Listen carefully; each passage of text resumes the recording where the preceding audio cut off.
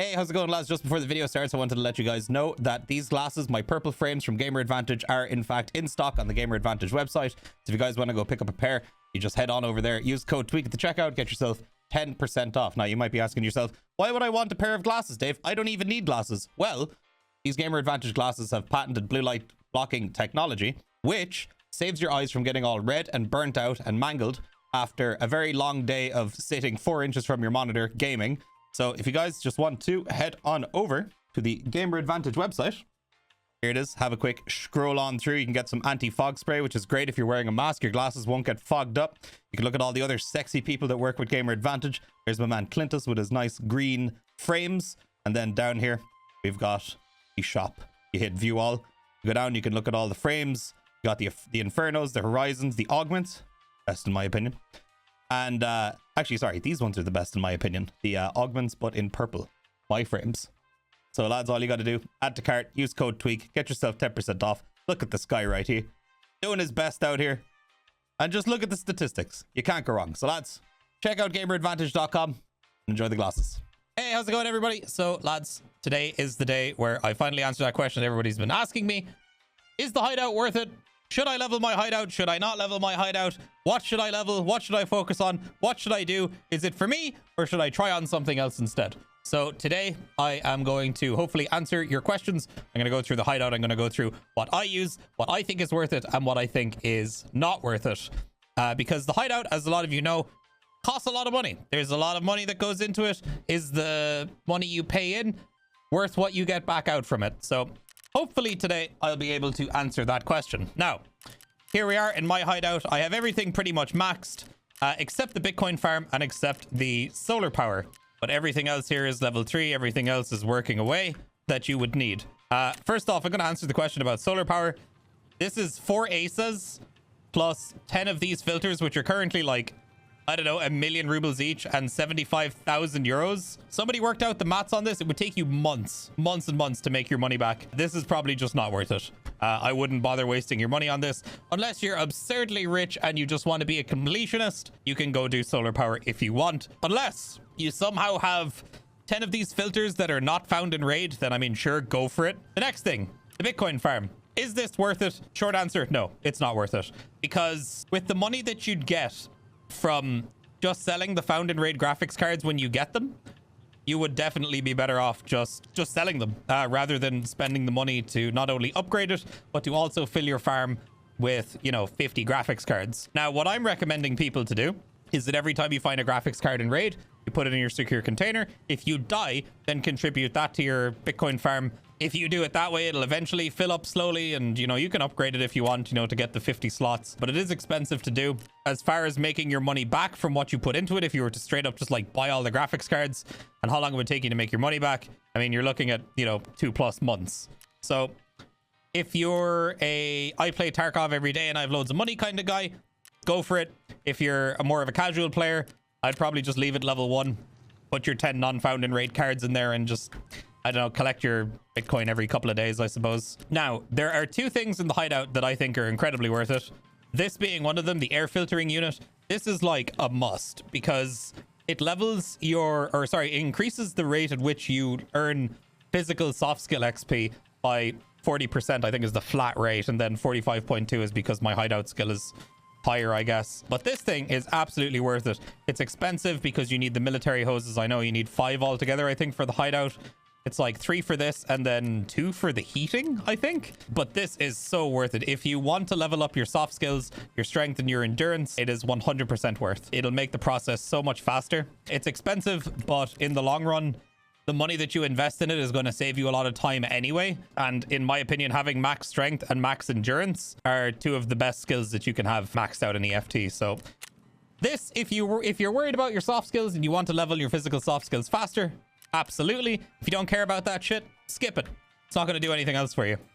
Now, the library also has an XP boost to it. So these are for your practical skills. They give you an extra, what, 30%, and then this gives me 33.9 because of my hideout, whatever. So once again, if you care about those, then get it. If you don't care about it, then don't bother. You also get bonus additional in XP or raid XP If you're going for your Kappa container, this is absolutely worth it. If you're not going for Kappa container, you don't care about rushing to level 42, you don't care about leveling up faster, whatever, then you can probably skip this. If you don't give a shit about your soft skills, then you don't need to waste money on the library. It's completely up to you. The rest space, honestly, is kind of pointless. The best thing it gives you is plus 10 maximum energy reserve. So you get 110 energy rather than 100.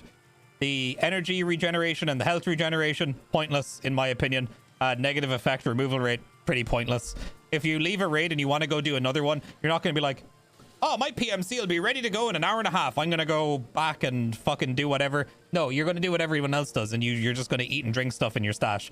So the rest space feels a little bit pointless to me. You can make up your own mind on that. Maybe it's worth it for you. I don't know. Same thing with this, like energy regeneration rate and negative effect removal rate. Like, it's just, you know, the only time this ever does anything for me is when I log out at the end of the night and I don't feed and water my PMC. They passively get it back. So when I get on tomorrow, it's maxed again. So heating and rest space, library, and air filtering unit is completely up to you. But in my opinion, I think air filtering unit and library are awesome. And you do need to level up this stuff in order to get the library. So if you're worried about the library, obviously go for rest space and heating. Now, the med station. So the med station, I use this craft all the time where it's the ibuprofen, golden star, and 2 meds in order to get 7 propitols. I use this all the time. A lot of people also use this for the defibrillator craft because you need one for a quest. And then also, of course, there is one here for a LEDX. So you do need to find a found and raid LEDX for getting your thick items case. Some people would rather just level up their med station and do the craft and get their LEDX that way. And if that's something that you want to do, then obviously go ahead and level up the med station. But if you do level up the med station, keeping things like meds, pile of meds, random like assortments of stims and hemostats and all this other kind of stuff, you can craft a lot of useful stuff here.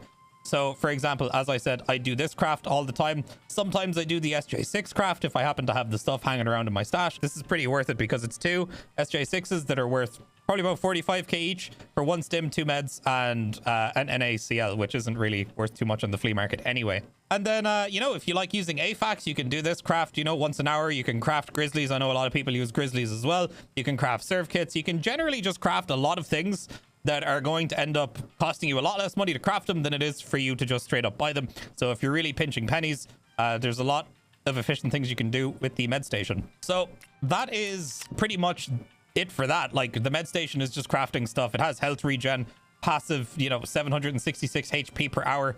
Like, if you give a shit about having that, then sure, go for it. It's not really going to help you. And as I said, if you leave a raid injured, you're just going to heal all your ailments with like a grizzly or leftover meds in your stash anyway. So the main thing is just the crafting stuff. But I'd recommend it, especially to a lot of new players that find it very daunting to go and find a found in raid LEDX, found in raid defibrillators and stuff like that. And just like economically, like, you know, throughout the course of the wipe, doing these crafts will eventually save you a lot of money. So the med station, again, it's up to you. If you like crafting stuff in the hideout and you're not so confident about getting your LEDXs and your defibrillators, then of course go ahead and get this. But if you're a mega chad, you don't give a shit, you can find LEDXs 20 times a day. You know, what do you care about crafting stuff if you're a mega chad? Now, the next thing, the water filter and the alcohol booze generator, rather. These 3 things. So we're going to talk about the Scav Case, we're going to talk about the water collector, and we're going to talk about the booze generator.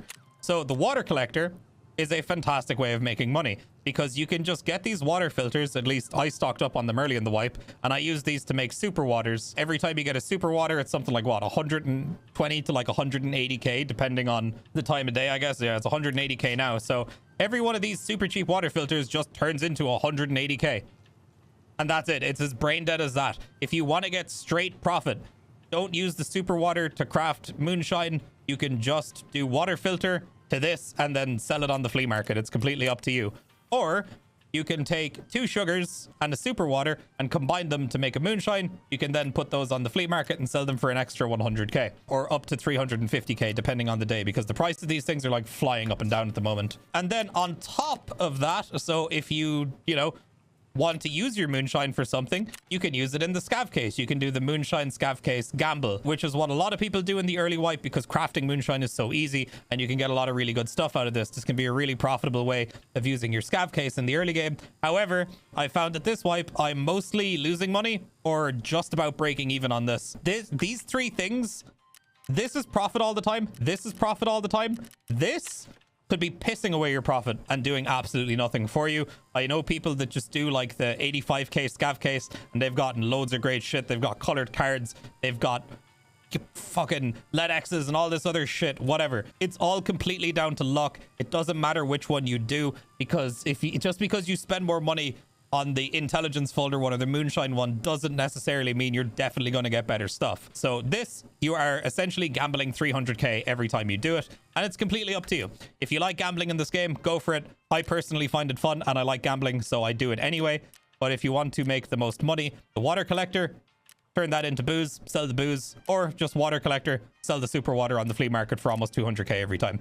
Pretty much a no-brainer. So whether these are worth it, like the Scav Case, is it worth it? It can be. You know, it's like, it depends on your luck. The water collector, I think, is completely worth it, and the booze generator is pretty worth it as well, because you can just stock up on that stuff when it goes up in price, or there's a particular day where there's more of a demand on the flea market for it. You can sell it at a marked up price and probably make a pretty decent profit off it. With all that in mind, the nutrition unit, lads, again, more crafting stuff. I'm mostly using this to craft whiskey, so I can use the whiskey to trade for the AACPC rigs once I unlock that from Ragman. You can also craft, I mean, you can craft food. A lot of people do this one where it's 2 Alyonkas for a sugar. I've been doing that one too to get my fountain raid sugars. You can craft your Tushonkas for your quests. You can craft your condensed milks here, trade for the Kibiki, or to just sell for profit. It's actually a pretty good craft profit wise. And then, I mean, a moonshine and a bottle of water to make 10 bottles of vodka, I wouldn't really say is too worth it, to be honest, but you'd have to do the maths on it. So nutrition unit, if you like crafting stuff in your hideout, go for it. If not, it's not really the biggest loss in the world if you don't have it. I think this craft here is amazing because it can make you not only a lot of money, but it also gets you a really good set of armor once you have it unlocked from the trader. And then you get, you know, energy, health, hydro regeneration when you're out of raid. And it's like, whatever, like this doesn't really matter because you're just going to eat and drink to restore that anyway. Security doesn't do anything for us yet, and neither does vents. This just enables other stuff to be opened for you. Generator, honestly, like, you can leave your generator at level 1. It doesn't really matter. Like, the main thing, they're like, the main reason why you want to upgrade your generator is because you need to upgrade it in order to upgrade other stuff in your hideout. So I think you're kind of always forced into getting level 3 generator regardless if you want to get all of this stuff anyway. Same thing with vents. They're just kind of like a blockade to stop you from leveling stuff. So obviously if you want a lot of this stuff in your hideout, you're going to have to get generator 3 and vents level 3. Moving on then, the stash. Obviously, if you don't have Edge of Darkness edition, you should be working towards upgrading your stash because it's very important, you know, for storing all your stuff. So that's pretty self-explanatory. I've already explained that the Bitcoin farm just isn't worth it in the long run. Now, moving on to the lavatory and the workbench. These two things are definitely worth it. The lavatory, because you're always going to be using these fuel cans, and then you can just sell the empty ones for 60k, or you can just turn them into mag boxes with, you know, the metal scissors and 3 of each nut and bolt, which is a little bit profitable. I've just been doing this every time I have 2 fuel cans left over. But you can also craft backpacks, you can craft armor, you can craft rigs. Tons of stuff that end up being like for daily quests and shit can actually be crafted here, along with, you know, the the big scav junk boxes and all this other random stuff. A lot of this shit is used for quests as well. So as far as the lavatory is concerned, it's definitely worth it. Not only for making profit here and there, but also for crafting a lot of quest item stuff. It'll just save you time when you're going out looking for it. The workbench now is, in my opinion, more important than the lavatory, because in the workbench, you can craft a lot of really good, like, endgame ammo. So here we've got, you know, SP6. If the Val was actually a good gun, you'd maybe do this craft. And then moving on here, you know, we've got PP rounds, which is decent for the early game. I hope that's available workbench level 1. But also recently introduced, we've got this one for the green batteries, which will allow you to get your green batteries for your entertainment center, or whatever it's called, the rest space. And then just basically a bunch of shit that, you know, is probably used in quests. And then, you know, gunpowders and all this other crap, you know, tank batteries for 5 regular batteries that you can give to therapists if you don't want to go and find regular batteries. But then, you know, you've got shit like your M61 craft, you've got your AK craft for that one rapport quest, you've got SPP for the Val, you've got your armor penetrating 9mm rounds, you've got some SVD ammo, you've got your gas analyzer craft, you've got, you know, your 80 AP20s for when you're trying to do like setup and silent caliber and all that shit. You've also got some AP for the 45 ACP craft here, which is criminal. They need to change this because it's not worth the 90 AP63s and 2 red gunpowders for 60 rounds of fucking 80, like AP 45 ACP. That's crazy. And then you've also got 120 rounds of the best ammo in the game here for 2 greens and 2 blues. Rip rounds there. You've got the AP 366 TKMs. You've got M995, which is a trash round. You've also got Eagle Nick, which is another trash round. The Nixer craft has been great for me. I've been doing this all the time, and it makes me basically like 120k every time I do it. It takes 2.5 hours. There's a little tip. If you made it this far in the video, it's absolutely worth it. And then again, you know, a fuel filter for EPGS. If you do this, you're insane. Don't ever use a fuel filter for the military power filter for any crafts. Also, the the PBP, or 7 and 12 BP as it used to be known. This craft is insane. 3 green gunpowders, 4 blues, 1 thermite, and 4 boxes of nails for 200 rounds. It takes 11 hours. Nutty, but if you're a 9mm user, of course it's worth it. And then just some other random crap here that nobody ever really does that much. But yeah, mostly useful for the ammo, I guess. And then the Intelligence Center. So in the Intelligence Center, you can do these crafts in order to get that one Peacekeeper quest done where he wants, like, you know, Vertexes and VPXs and all that other shit. Or you could go play Lighthouse for 7 minutes and get all that crap anyway. So there isn't really anything in here that's useful. Now, what is useful about the Intelligence Center is the Scav cooldown timer, which is huge. If you do a lot of Scav runs, it gives you a 40% cooldown on your timer. You also get more quest money. Also, your insurance comes back quicker, and your flea market commission also costs less as well. So the Intelligence Center is actually huge. Very, very useful. Not so much for the crafts, but definitely for the passive bonuses that it gives you. So I would recommend it. There's also some stuff here. Like, I mean, you can craft a Violet card if you want. You can craft 11 SR if you happen to find 21 WS. This craft is actually pretty profitable. And then I guess, you know, 3 flash drives and 1 packet of paper for an Intel folder is pretty good. The biggest issue I have with the Intelligence Center is the crafts take so long. The crafts take so long for the Intelligence Center. I look at this stuff and I'm like, I could, and then it's just like, I don't really want to. But if you guys have any questions about this, believe it or not, I will actually be doing a stream on Saturday on YouTube from 3 to 5 p.m. EST. So if you guys have any questions that you would like to come ask me live, I will do my best to answer your questions, be it about the hideout, about weapon builds, about quests, about Tarkov in general, anything like that. You guys can come by the stream on Saturday and check it out and hang out and see what you guys think. So moving on to the final thing in the hideout, the shooting range. Absolutely 100% super worth it, because it lets you test out your guns before you take them into the raid, so you can see whether they are shit or not, or what combinations of attachments you like, or what scopes you like, what scopes you don't like, what optics you like, what optics you don't like, what tactical devices you like and don't like, you know. And then what a lot of people don't realize as well is you can go into your hideout and you can turn your lights off, so you can test out, you know, NVGs and yeah, see what you think. I don't know, see how NVGs work with like your optics and shit. It's pretty cool, man. It's pretty cool. There's lots of very cool things you can do in your hideout. Whether it's worth it or not is definitely a very you know, it's a very subjective question. For me, is the hideout worth it? I think for me, yeah, because obviously I have a big focus on, you know, soft skill stuff, so it's big for me. And I've been doing my best to craft some stuff to try and save myself some money this wipe. My economy this wipe hasn't really been that great. For the casual player, definitely very daunting. I would probably opt to skip a lot of the really late stuff because it can be very expensive unless you're good at finding the stuff in raid. But overall, I think the hideout is only getting better and better. I think eventually there will be a lot more productive things to do in the hideout. And I think that once the hideout expands more, maybe there'll be other reasons why, you know, certain players would rather, you know, get X part of the hideout rather than, you know, Y part of the hideout. And I hope they make it so that it's not as linear, because the hideout is very linear. You have to upgrade, you know, X thing to get the next thing, to get the next thing, to get the next thing. If we could only focus on the stuff that we want to use, that would be absolutely fantastic. And I think it would open up a lot more players to try out some of the other end game hideout stuff. So there you go. That is my thoughts and opinions on whether the hideout is worth it or not. It's completely subjective. It is totally up to you. I think for the most part, the hideout's good shit. And I think a lot of people do too. A lot of people are very much against the hideout, but you know, potato, potato, tomato, tomato, whatever. That's just how it is. So lads, hopefully you guys enjoyed the video. If you did, please make sure to leave a like, leave a comment down below. Let me know what you guys think. Let me know what videos you guys would like to see in the future. And yeah, I will see you guys on the next stream. I will on Saturday, 3 to 5 EST. I will see you on the next stream. Lads, thanks for watching.